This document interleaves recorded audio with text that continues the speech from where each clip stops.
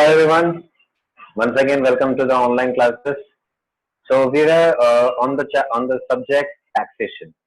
Earlier, we have discussed the first chapter of your taxation of your syllabus, introduction chapter, basic concepts. So we have learned some basic concepts, basic terminologies. What is taxation? What is an SST? What is assessment year? And some related topics related to that. Now what we have to learn is much more in depth. Now we have to learn some more provisions. Now we have to learn some more terms, laws involved in it, some more calculations involved in it. Now we are going with this is your fifth lecture of the semester. Yeah, we are going with the second chapter. We are going with the second chapter, that is residence and scope of total income. Second chapter, that is residence and scope of total income. Now, what is in this chapter? This chapter is completely dealing with the practical thing. This chapter, that is, one is your residence and second is your scope of total income. Both is a practical sense question. You have a practical sense chapter. ये दोनों में से आपको practical के हिसाब से बहुत question, दो क्वेश्चन आते हैं, एक रेसिडेंस के हिसाब से और एक टोटल इनकम में. जब आपको मैंने जब प्रैक्टिकली पढ़ाया था, जब फर्स्ट लेक्चर लिया था, तो मैंने आपको पेपर पैटर्न समझाया था. तो पेपर पैटर्न में रेसिडेंस के ऊपर, रेसिडेंस स्टेटस के ऊपर एक क्वेश्चन आएगा बताया था, और वैसे ही स्कोप ऑफ टोटल इनकम के ऊपर भी एक क्वेश्चन मैंने आपको बताया था. तो ये है वो चैप्टर जहां से आपको ये दो क्वेश्चन आएगा. Now the content you have to understand this. Residence is different, scope of total income is different. ये दोनों अलग अलग टॉपिक्स है, भले ही सेम चैप्टर है, but these both are two different topics. So you have to understand what is the content in it. First, we will know what is the residential status. Next will be residential status of an individual. We'll be understanding the residential status of an individual. अब हमारा syllabus जो है, जो तुम्हारा syllabus जो set किया गया है सेमेस्टर 5 के लिए, we only deal with individuals. So हमको रेसिडेंशियल स्टेटस किसका जानना है? इंडिविजुअल का ही जानना है. तो इंडिविजुअल का रेसिडेंशियल स्टेटस में क्या क्या होता है, मतलब कितने अलग अलग टाइप का रेसिडेंशियल स्टेटस होता है. तो उसमें एक होता है रेसिडेंट होना, दूसरा होता है नॉन रेसिडेंट होना, तीसरा होता है रेसिडेंट एंड ऑर्डिनरीली रेसिडेंट होना, चौथा होगा तुम्हारा नॉट ऑर्डिनरीली रेसिडेंट होना. So these are the content, मतलब रेसिडेंशियल स्टेटस ऑफ इंडिविजुअल में और कौन सा टॉपिक्स है. That is resident, non resident, resident and ordinary resident and not ordinarily resident. ये हो गया एक सेगमेंट. सेकंड सेक्शन में आएगा तुम्हारा scope of total income. Scope of total income में अगेन आपको पढ़ना है, अगेन रेसिडेंट और ऑर्डिनरी रेसिडेंट का स्कोप ऑफ टोटल स्कोप कैसे एप्लीकेबल है. वैसे ही resident but not ordinary resident के लिए, नॉन रेसिडेंट के लिए, receipt and accrual of income. So these are the contents you have to learn in this chapter. So हम लोग कंटेंट को जब पढ़ेंगे, कंटेंट को एक साथ नहीं, मतलब रेसिडेंशियल स्टेटस और स्कोप ऑफ टोटल इनकम को एक साथ नहीं, सेपरेटली पढ़ेंगे. पहले हम लोग पूरा कॉन्सेंट्रेट करेंगे on residential status, then we will be concentrating on the scope of total income. So this is the brief idea कि आप पूरे चैप्टर में पढ़ने वाले हो क्या. Next is residential status. So coming on to the topic, directly on to the topic, residential status. Residential status होता क्या है? Residential status क्या होता है? So residential status is a determination, something we have to determine. Like for example, we have determined the legal status. मैंने आपको एक definition पढ़ाया था person का. Person, yes. Person का definition. Person का definition में बोला था person में क्या क्या आता था? एक individual आ सकता है, एक जॉइंट इन फैमिली बिजनेस आ सकता है, एक कॉर्पोरेट अथॉरिटी आ सकता है, एक फर्म आ सकता है, लोकल अथॉरिटी आ सकता है, बॉडी ऑफ इंडिविजुअल आ सकता है, एसोसिएशन ऑफ पर्सन आ सकता है, या फिर कोई भी एक आर्टिफिशियल जुडिशियल पर्सन. ये मैंने बताया था एज अ पर्सन. यही है, ये सेम चीज को ही हम लोग क्या दूसरे टर्म्स में बोला जाता है एज अ लीगल स्टेटस. मतलब लीगल, लॉ के नजर में आपका एग्जिस्टेंस क्या है एज अ पर्सन. तो वो एग्जिस्टेंस आपको बताया जाता है, तो आइडेंटिफाई किया जाता है through the legal status. Next is your, जैसे हमने लीगल स्टेटस समझा है, वैसे हमने वो समझना पड़ता है रेसिडेंशियल स्टेटस. रेसिडेंशियल स्टेटस क्या होता है? अब जैसे कि legal status is your identity in terms of law. वैसे ही residential status as a word says residential, तो वो डिपेंड करेगा आपके यहाँ पे रहने पे, यहाँ पे इन द सेंस इंडिया में रहने पे. As we are learning about the Indian Income Tax Act 1961. So we have, हम अपना जो स्टे की जब बात किया जाएगा या रहने की जब बात किया जाएगा, it will all be determined under for the India. So residential status define करेगा कि आप इस कंट्री में यानी इंडिया में कितने दिन तक, कितने टाइम तक यहाँ पे रहते हो. So that is determined as per the residential status. So residential status का डिफाइन करने का मतलब इतना ही होता है कि determination of status of a person on the basis of number of days of stay in India by the person. So it is simply determining the status of a person on the basis. अभी legal status के time पे भी हम लोग status define कर रहे थे, residential status के टाइम पे भी स्टेटस डिफाइन कर रहे हैं, बट वो बेसिस अलग था. वो था लॉ की नजर में. यहाँ पे बेसिस क्या है? Number of days of stay in India. कितने दिन इंडिया में आप रहे, ये जानने, ये आपको बता, ये आपको डिफाइन करेगा कि आपका रेसिडेंशियल स्टेटस क्या है. सो number of days of stay of the person. Next, it should be determined every year. It should be determined every year. अब ये हर साल डिटरमाइन करने का जरूरत क्या है? हर साल डिटरमाइन इसीलिए करना जरूरी है क्योंकि ये हर साल बदला जा सकता है. Like every resident, every person, अगर एक साल में वो पर्सन रेसिडेंट रहा या नहीं रहा, मतलब एक for example when we learn about residential status, अब जैसे नॉर्मल लोग है, मिडिल क्लास लोग है, दे ऑलवेज लाइक पूरे साल के 365 डेज इंडिया में रहते हैं. सो एक क्वेश्चन अराइज होता है, तो why there is a need of calculating और आइडेंटिफाइंग और determining the residential status for every year. सवाल ये आता है कि हम साल के पूरे 365 दिन यहाँ पे रहते हैं, लेकिन जरूरी नहीं है कि जो पूरे इंडिया के जितने भी पॉपुलेशन है वो लोग सब दिन सेम तरीके से रहते हैं. So they can go out of India. So कुछ वक्त के लिए शायद वो लोग इंडिया में नहीं है. तो क्वेश्चन अराइज होता है, तो ठीक है, अगर कुछ वक्त के लिए नहीं था तो कितना वक्त में इंडिया में वो था? कोई पर्सन इंडिया में कितना टाइम तक रहता है, तो वो चेंज हो सकता है. ऐसा हो सकता है, लाइक फॉर एग्जाम्पल मैं ये साल अगर समझ लो फॉर एग्जाम्पल मैं अमेरिका घूमने गया, I have visit to USA. So if I'm going to visit for a visit to USA, then in that case, in this particular year, for I'm not in India for entire 365 days. तो पूरा 365 days यहाँ पे होगा क्या? नहीं होगा. लेकिन उस अगले साल जरूरी नहीं है कि मैं घूमने गया, मैं कहीं पे भी नहीं गया, मैं पूरे साल इंडिया में ही था. तो इन दैट केस मेरा 365 डेज इंडिया में हुआ. तो चेंज हो रहा है, number of days of stay change हो रहा है. तो चेंज होगा तो इसी वजह से हमने क्या करना पड़ता है, it should be determined every year. क्यों? क्योंकि वो it keeps on changing. Next, it is different from citizenship. ये सिटीजनशिप नहीं है. रेसिडेंटशिप और सिटीजनशिप ये दो अलग चीज है, ये दो अलग मुद्दा है. सिटीजनशिप क्या है? सिटीजनशिप मतलब एक पर्सन का सिटीजनशिप कैसे डिपेंड करता है? उसके बर्थ राइट की वजह से डिपेंड करता है, बराबर है. उसके मैरिज रिलेशन की वजह से डिपेंड करता है. ऐसे कुछ चीजों के डिपेंड करता है सिटीजनशिप. पर रेसिडेंशियल स्टेटस सिटीजनशिप पे डिपेंड करता नहीं है. You can be an Indian to be an Indian resident, but it is not necessary that you should be an Indian citizen. एक फ्रेंच सिटीजन भी इंडियन रेसिडेंशियल स्टेटस का हो सकता है, इंडियन रेसिडेंट हो सकता है.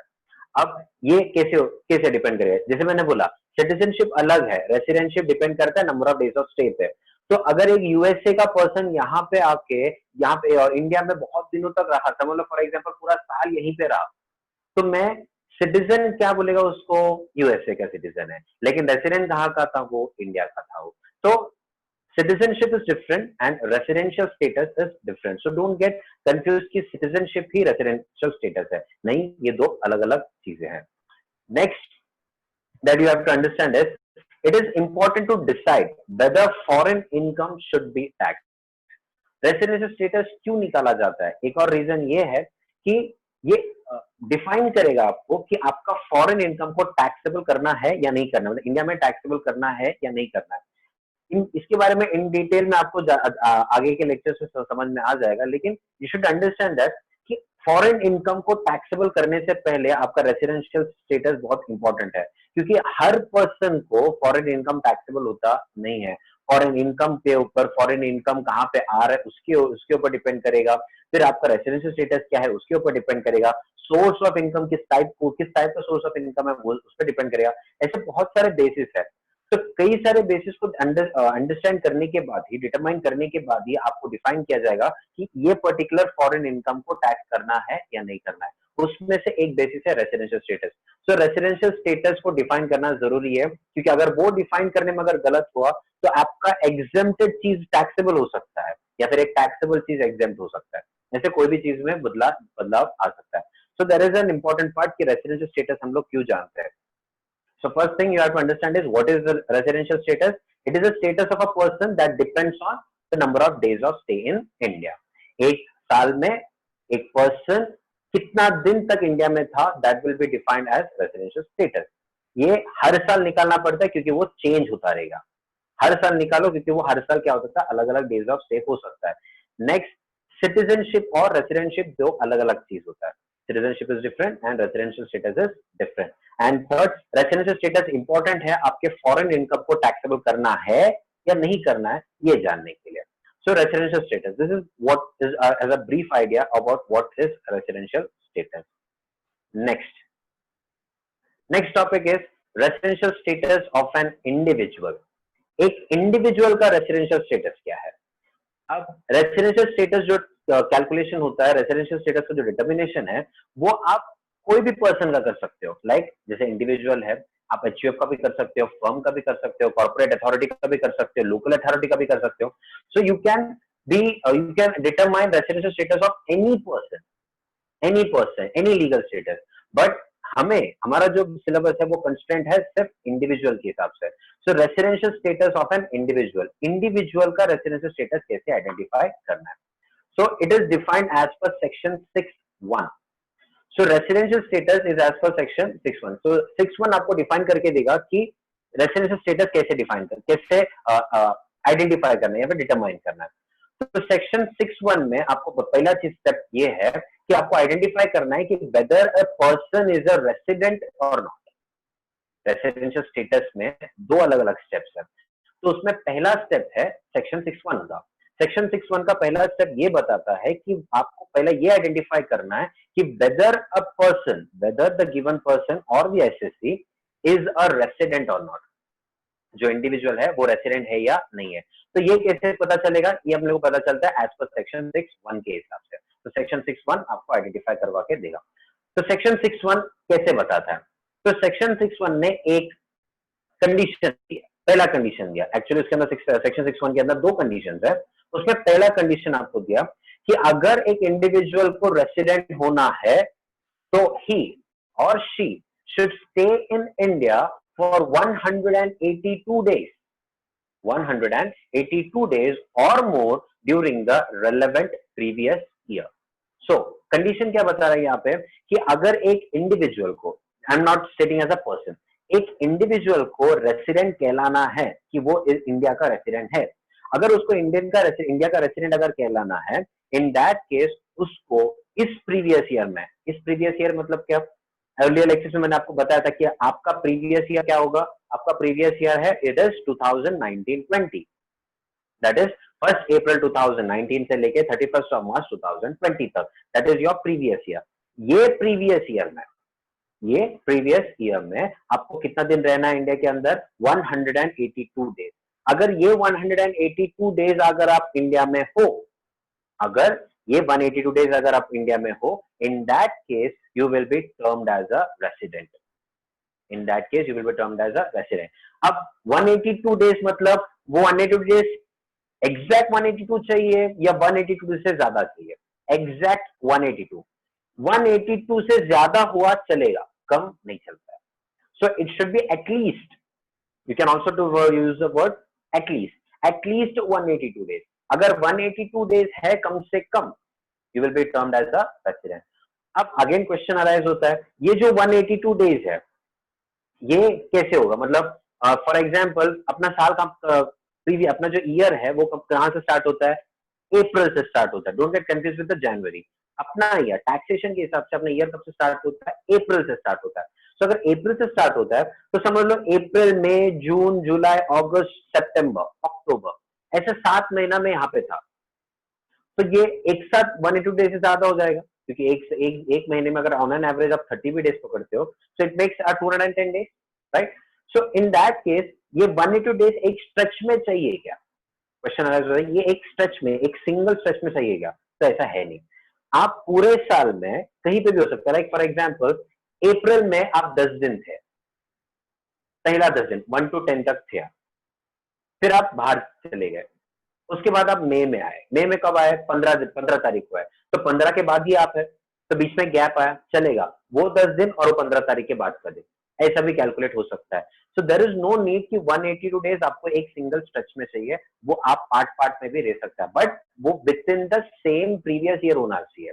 यानी अप्रैल 19 से मार्च 20 के बीच में जो 12 महीना है, ये 12 महीने के अंदर कैसे भी 182 डेज, एटलीस्ट 182 डेज अगर आपने कंप्लीट किया, you will be termed as a resident. ठीक है, अगर 181 डेज है तो 181 डेज है तो मैं नॉन रेसिडेंट है ऐसा नहीं बोल सकता। 182 डेज नहीं है तो मुझे नॉन रेसिडेंट नहीं बोलेंगे। क्यों नहीं बोलेगा? क्योंकि सेक्शन 61 ने बोला है कि ये तो मेरा पहला कंडीशन था, ये तो मेरा पहला कंडीशन था, पहला कंडीशन सेटिस्फाई किया तो it's good, you will be called as a resident. But just because तुमने फर्स्ट कंडीशन सेटिस्फाई नहीं किया, तुमको नॉन रेसिडेंट करके नहीं बोलेंगे, तो तुमको और एक बार एक चांस देंगे।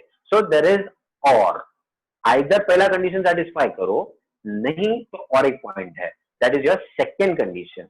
अब सेकेंड कंडीशन में एक प्रॉब्लम है, सेकेंड कंडीशन के अंदर वापस से दो पार्ट है, सेकेंड कंडीशन के अंदर भी दो पार्ट है, उसके अंदर दो क्राइटेरिया आपको सॉल्व करना है। सो क्राइटेरिया जो आपको सॉल्व करना है, तो first criteria is he or she should stay in India for 60 days or more during the previous year। मतलब पहला कंडीशन में क्या बोला था उन लोग ने, प्रीवियस ईयर में 182 डेज चाहिए था। अब क्या बोल रहा है कि 182 डेज नहीं है, इसलिए पहला कंडीशन तो मैंने अनसेटिस्फाई किया, फेल हो गया, 182 डेज नहीं है। मैंने बोला कि मेरे पास 182 डेज नहीं है, ना स्ट्रेच में है ना टुकड़े में है, इंस्टॉलमेंट में कैसे भी हो, वो 12 महीने में 182 डेज नहीं है, तो नहीं है तो मुझसे पूछा जाएगा सेकंड क्राइटेरिया, सेकंड कंडीशन के हिसाब से मुझे पूछा जाएगा, ठीक है 182 डेज नहीं है, फाइन, क्या आपके पास 60 दिन है पूरे 12 महीने में, कहीं पे भी सब जगह से टोटल करके उस 12 महीने में क्या आपने 60 दिन इंडिया में था, 60 डेज क्या आप इंडिया में था, that becomes a first. So previous year में क्या आप 60 डेज थे, अगर 60 डेज थे, खत्म नहीं हुआ, और एक है आपके पास, that is 365 days in 4 years immediately preceding the relevant previous year। उसके साथ साथ, इसके साथ साथ प्रीवियस ईयर के 60 दिन के साथ साथ आपको और एक कंडीशन सेटिस्फाई करना, और एक क्राइटेरिया सेटिस्फाई करना है। क्या? आपका प्रीवियस ईयर में 60 दिन वो है, तो एक काम करो, प्रीवियस ईयर को छोड़कर, प्रीवियस ईयर को छोड़कर पीछे की तरफ का 4 साल को उठाओ, पीछे, ऑब्वियसली आगे का आपको पता नहीं कर सकता है, तो पीछे का 4 साल, वो 4 साल के अंदर टोटल 4 साल मतलब that makes a total of 12 into 4 48 months.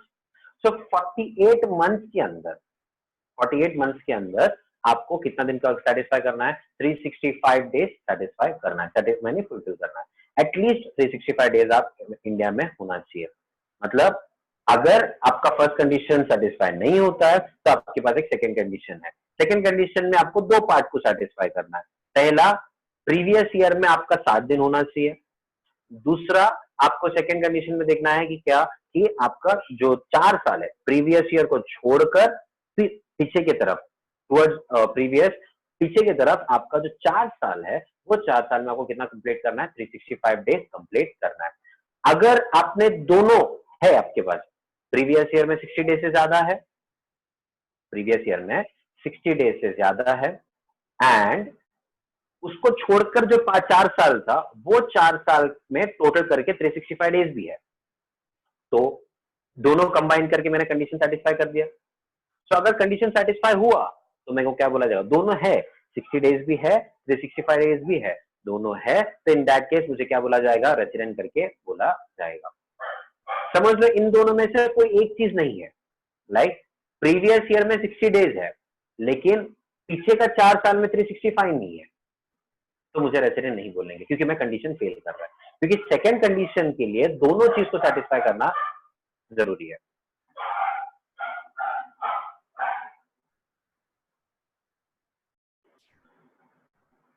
तो आपको जो कंडीशन सेटिस्फाई करना है, सेकंड कंडीशन जब सेटिस्फाई करना है तो आपको दोनों क्राइटेरिया सॉल्व करना है, प्रीवियस ईयर में 60 डेज भी चाहिए और 4 ईयर्स में 365 डेज भी चाहिए। इन दोनों में से कोई भी अगर एक नहीं है आपके पास तो सेकंड कंडीशन फेल्ड है। अगर दोनों में से कोई भी एक अगर नहीं है तो सेकंड कंडीशन फेल्ड है, और सेकंड कंडीशन अगर फेल्ड है तो 6(1) खत्म, तुमको क्या बोला जाएगा, you will be termed as a non resident.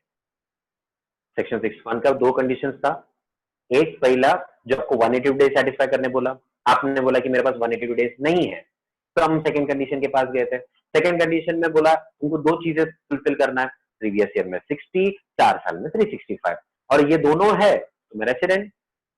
ये दोनों में से एक भी अगर नहीं है तो मेरे को क्या बोला जाएगा, नॉन रेसिडेंट करके बोला जाएगा।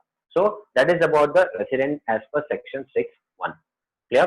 अब थियोरेटिकली समझना थोड़ा कंफ्यूजिंग है, so let's go as a somewhat practical, थोड़ा बहुत प्रैक्टिकल सेंस में मैं आपको बताता हूँ।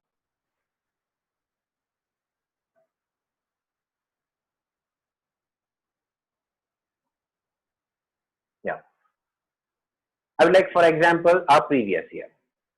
सो आप देख सकते हैं this is your previous year 2019-20, which is starting from 1/4/2019 to 31/3/2020। यही प्रीवियस ईयर को मैं थोड़ा इलेबरेट करके देखो यहाँ पे बनाया है। This is how you calculate the number of days. देखो 2019-20, सो 2019-20 का 19 का अप्रैल, मई, जून, जुलाई, अगस्त, सितंबर, अक्टूबर, नवंबर, दिसंबर, जनवरी, फरवरी, मार्च, ये 12 महीना हो गया। This is your 2019-20 12। अब इसमें ये प्रीवियस ईयर में आपको कितना दिन चाहिए बोला था, सेक्शन 6(1) में पहला कंडीशन क्या बोला आपको, प्रीवियस ईयर में 182 डेज चाहिए, मतलब ये 12 महीने में, in this 12 months you want how many 182 days, at least 182 days. अब लाइक फॉर एग्जांपल हम रैंडम नंबर्स लेते हैं। फॉर एग्जांपल अगर समझ लो like our normal citizen, normal person अगर मैं बात करेगा, so he will be there in India for entire period, बराबर है। सो अगर हम बात करेंगे 1920 का, समझ लो अगर पूरे साल तक यहाँ पे था, तो अप्रैल में होगा 30 डेज, मई में होगा 31 डेज, जून होगा 30, जुलाई 31, अगस्त 31, उसके बाद सितंबर होगा 30, अक्टूबर होगा 31, नवंबर 30, दिसंबर 31, जनवरी 31, फरवरी। फरवरी के टाइम पे ध्यान देना, फरवरी आपका कौन सा साल है, फरवरी ये हो गया फरवरी 2020 का। सो फरवरी 2020 वाज अ लीप ईयर, तो फरवरी में कितना दिन होगा, 29 डेज होगा, एंड उसके बाद मार्च होगा 31। Clear? So this is your year, total year. तो ये टोटल अगर कैलकुलेशन करने के लिए जाएंगे, so that makes a total of कितना, 366 डेज। क्लियर? सो पूरे साल में अगर रहते हो तो एक पर्टिकुलर ईयर में 2019-20 में आपको कितना दिन रहेगा, 366 डेज होगा। सो अब देखते हैं वापस एक और बार कंडीशंस की तरफ जाते हैं। सो कंडीशंस की तरफ से क्या बोला था हम लोग को, कंडीशंस में अपने को ये बोला गया कि सेक्शन 6(1) में आपको 182 डेज चाहिए, बराबर है, 182 डेज कौन से ईयर में, प्रीवियस ईयर में। सो अपने पास कितना दिन है, 366 डेज है, कितना दिन, 366 डेज है। सो अपने पास ज्यादा ही है, तो ज्यादा है, इन दैट केस हमको क्या बोला जाएगा, we will be called as a resident, will be called as a simple resident, that's it. ठीक है? अगर मेरे को बोला गया कि हाँ मैं रेसिडेंट है, तो मुझे सेकंड कंडीशन का जरूरत नहीं, क्योंकि मुझे दोनों में से कोई एक ही प्रूव करना है, एक ही सेटिस्फाई करना है। तो 366 है, 182 डेज से ज्यादा हो गया, तो इन दैट केस मुझे उसको कंडीशन मेरा क्या हो जाएगा, सेटिस्फाई हो जाता है, तो मुझे क्या बोला जाएगा, I am a resident, I am a resident, that's it. क्या, सो रेसिडेंट हो गया, तो मुझे सेकंड कंडीशन का जरूरत नहीं है। ठीक है? अभी फॉर एग्जाम्पल सेम अगर इसमें हम कुछ चेंजेस करेंगे, लाइक अप्रैल में, फॉर एग्जाम्पल अप्रैल में मैं था, मई यहीं पे था, जून यहीं पे था, अगस्त के बाद मैं बाहर चले गया। अब अगस्त के बाद बाहर चले गया तो अगस्त में 0, सितंबर में भी मैं यहाँ पे नहीं था, अक्टूबर में भी नहीं था, नवंबर नहीं था, दिसंबर नहीं था, जैन नहीं था, फेब नहीं था, और मैं डायरेक्टली आया मार्च पहले तारीख को। सो मार्च में, सर फॉर एग्जाम्पल, नहीं तो फिर मार्च में हम 15 दिन लेते हैं। सो टोटल अपने पास कितना दिन है, सिर्फ 137 डेज है। फॉर एग्जाम्पल इफ अगर मैं एक टूरिस्ट है, tourist in the sense like for example business trip के लिए अगर मैं बाहर गया, या फिर कोई भी चीज के लिए अगर मैं बाहर गया, तो अप्रैल में मैं था, मई में था, जून में था, जुलाई में था, अगस्त में चले गए।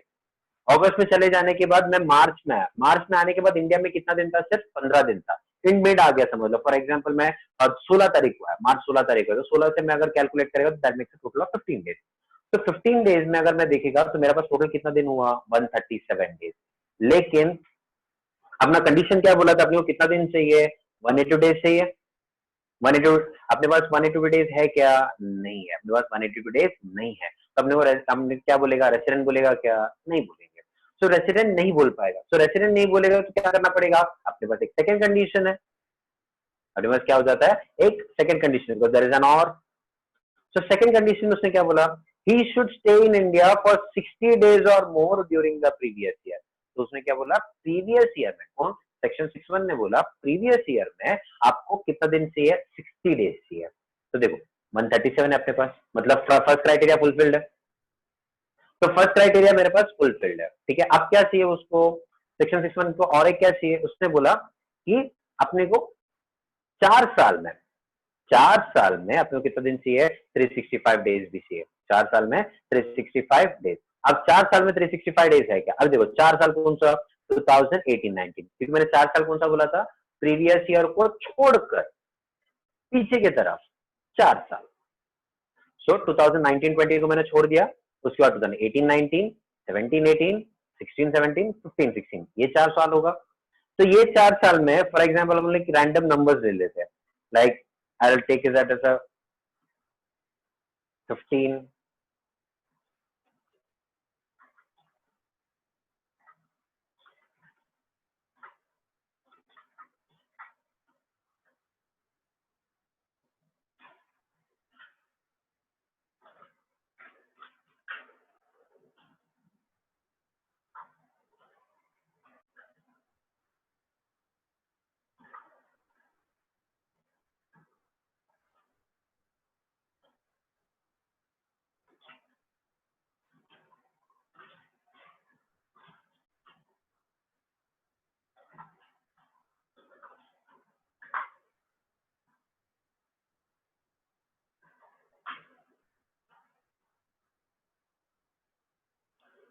सो रैंडमली हमने एक नंबर्स ले लिया। सो यहाँ पे देखो 2018-19 का अप्रैल से लेके मार्च तक हमने देखा, अप्रैल में नहीं था, मई में था, जून में 16 दिन था, ऐसे टोटल करते करते हमारे पास टोटल कितना दिन हुआ, 148 डेज हुआ 18-19 में। वैसे 17-18 में कुछ दिन था, वो कितना था total days, number of days 25 days था। फिर 16-17 में तो कितना दिन था, वो 73 डेज था। 15-16 में कितना दिन था, 121 डेज। तो ये 4 साल। So 148 plus 25 plus 73 plus 121 total makes the total number of days of 367। कितना दिन हुआ अपने पास, 367। So हमने प्रीवियस ईयर को छोड़ दिया, ये 4 साल को, ये 4 साल को हमने कैलकुलेट किया। तो ये 4 साल को जब हमने कैलकुलेट किया अपने पास कितना दिन आ गया, 367 डेज आ गया। तो अपने को लेकिन कंडीशन में कितना दिन चाहिए, 365 डेज चाहिए था। सो अपने 365 को कंप्लीट किया कि नहीं किया, कंप्लीट किया। सो हमारे पास प्रीवियस ईयर में as per previous year 60 days चाहिए था, तो अपने पास 137 है। 4 साल में 365 डेज चाहिए था, तो अपने पास कितना है, 367 डेज है। क्लियर, तो दोनों पे कंडीशन सेटिस्फाइड है। तो दोनों कंडीशन सेटिस्फाइड है, तो मुझे क्या बोला जाएगा, रेसिडेंट करके बोला जाएगा। सो हमने एक एक करके अभी देखो, यहां से 137 यहाँ पे लिख दिया 137, फिर 18-19 में था 148, उसके बाद था 25, उसके बाद था 73 और उसके बाद था 121। सो टोटल 367 डेज हो गया। तो प्रीवियस ईयर में 137 और बाकी 4 साल में कितना दिन, 367 डेज। कंडीशन फुलफिल हो गया, तो मुझे क्या बोला जाएगा, रेसिडेंट करके बोला जाएगा। I will be called as a resident. Clear. अब इन दोनों में से कोई भी एक कंडीशन सेटिस्फाई नहीं करता है। लाइक फॉर एग्जाम्पल अगर समझ लो प्रीवियस ईयर में 137 डेज ही था, लेकिन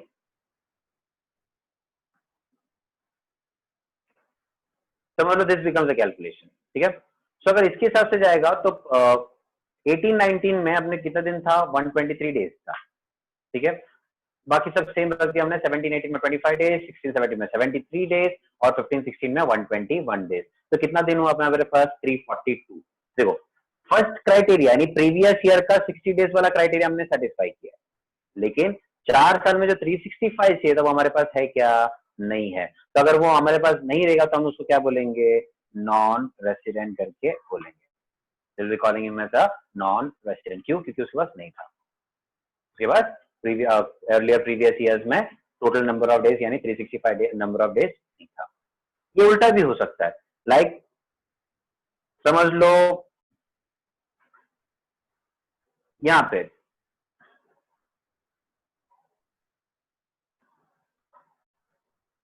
प्रीवियस ईयर में, ठीक है, प्रीवियस ईयर में कितना दिन था, वो सिर्फ 45 डेज था। प्रीवियस ईयर में 45 डेज, 18-19 में था 148, सो 148, उसके बाद 17-25, उसके बाद 73 और 121, टोटल मिला के कितना हुआ, 367 डेज हुआ। तो प्रीवियस ईयर में 45 डेज है, लेकिन 4 साल में कितना 367 है। तो ये सेटिस्फाई हो चुका है, लेकिन फर्स्ट क्राइटेरिया सेटिस्फाई हो रहा है क्या, नहीं हो रहा है। सो अगेन वो कंडीशन क्या हो गया, फेल हो गया। So again will be called as a क्या, नॉन रेसिडेंट। सो हमारा पॉइंट इतना ही है, क्या अगर आपने फर्स्ट कंडीशन सेटिस्फाई किया, सो अगर फर्स्ट कंडीशन सेटिस्फाई किया, if you are satisfied, so then we will be calling him as a resident. तो फर्स्ट कंडीशन सेटिस्फाई किया तो will be calling him as a resident. लेकिन अगर फर्स्ट कंडीशन अनसेटिस्फाइड है, अगर फर्स्ट कंडीशन क्या है हमारे पास, अनसेटिस्फाइड है, तो in that case will go for the second condition. So first condition अगर अनसेटिस्फाइड है, will going for the second condition. अब सेकेंड कंडीशन अगर सेटिस्फाइड है तो will call him as a resident. And अगर सेकेंड कंडीशन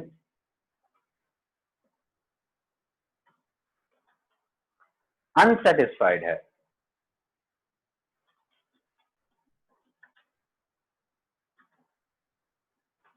सो second condition अगर unsatisfied है तो we will call him as a non resident. Clear? So that is the thing.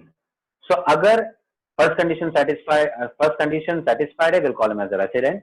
First condition unsatisfied या failed है, तो in that case will go for the second condition. Second condition satisfied है तो will call him as a resident again. अगर second condition भी unsatisfied है, will call him as a क्या, non resident. This is how we determine whether a person is a resident or not. So again, going with the flow. So this is what a residential status is all about. Clear? So resident status के time पे आपको जानना सिर्फ इतना है कि resident होगा या नहीं होगा। So रेसिडेंट होगा या नहीं होगा ये कैसे पता चलता है? Simply you have to check two conditions. To single condition section 6(1). Section 6(1) के अंदर आपके पास दो कंडीशंस है। फर्स्ट, प्रीवियस ईयर में 182 डेज है कि नहीं देखो, अगर है तो रेसिडेंट, नहीं है तो सेकंड कंडीशन। सेकंड कंडीशन में क्या देखना है आपको, प्रीवियस ईयर में 60 डेज है क्या देखो, अगर है तो सेकंड क्राइटेरिया है उसके पास। 60 डेज के साथ साथ आपको 4 साल में, प्रीवियस ईयर को छोड़ के पीछे की तरफ का 4 साल में 365 डेज अगर है तो कंडीशन सेटिस्फाइड है तो रेसिडेंट है, सेटिस्फाइड नहीं है तो वो नॉन रेसिडेंट है। Clear? So this is how you decide whether a person is a resident or not. Clear? So this was your first lecture on your second chapter. Hope you have understood it. Clear? So this is what your residential status is all about. Next lecture में इसका continuation आपको मिलेगा. So stay home, stay safe.